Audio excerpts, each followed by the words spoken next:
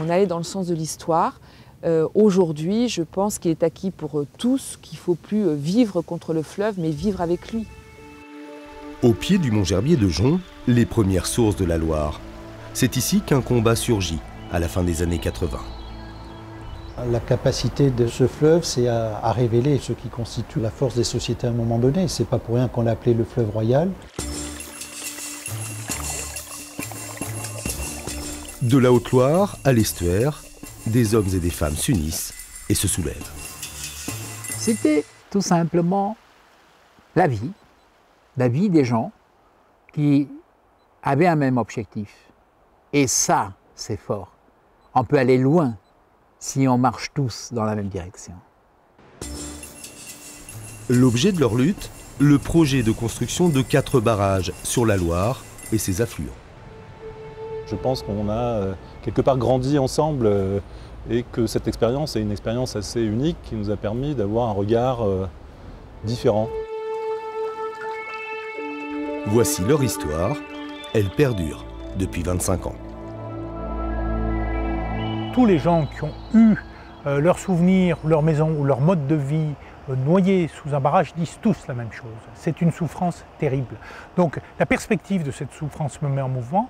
Tout ça, ça conduit à ce qu'à un moment, je décide d'arrêter mon métier pour devenir écologiste professionnel.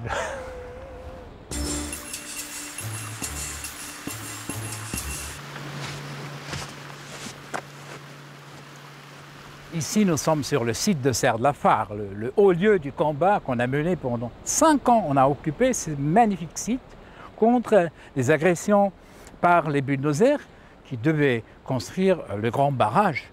On est au pied du mur, on peut dire, qui aurait dû se faire par la suite. L'EPALA a prévu d'aménager la Loire et ses affluents et il y a 4 barrages prioritaires qui sont inscrits dès 1986 dans le programme d'aménagement. J'arrive en 87, donc je suis très heureux d'arriver puisque en fait, je vais participer à la construction de l'aménagement de la Loire avec un premier projet qui s'annonce, qui est la construction du barrage de Serre-de-la-Fare. La cristallisation de l'opposition à l'ensemble du programme d'aménagement va se faire à Serre-de-la-Fare.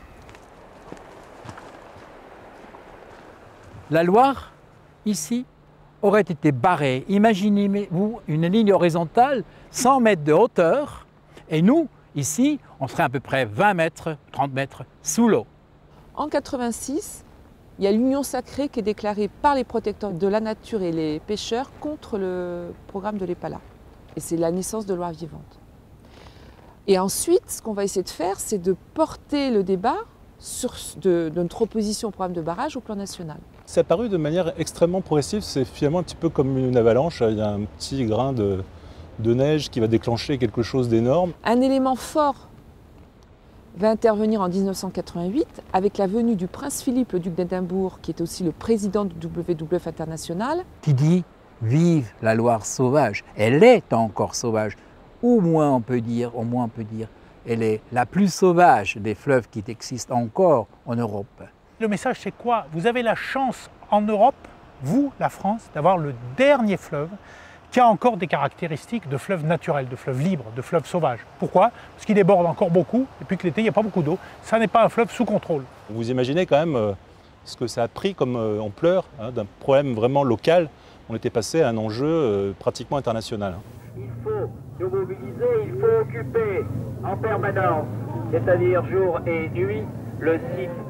Très vite à Serre-de-la-Fare, il y a eu l'occupation du site pour empêcher les premiers engins de venir détruire ce qui faisait la spécificité et la beauté du site. Au début, on ne s'est finalement pas tellement inquiété parce qu'on s'est dit de toute façon, on a la déclaration d'utilité publique, tout se met en place, on a même eu les marchés de travaux, les financements étaient prêts, on allait démarrer. On sait très bien que dans ce genre de combat, il y a aussi une guerre psychologique. Donc si effectivement on laisse détruire les paysages qu'on veut sauver, ensuite on est moins enclin à lutter contre la construction et la réalisation du barrage. Une des mesures qu'on a prises, qu'on a affecté à chacun de nous un arbre qui devait défendre à tout prix pour ne pas laisser passer les engins.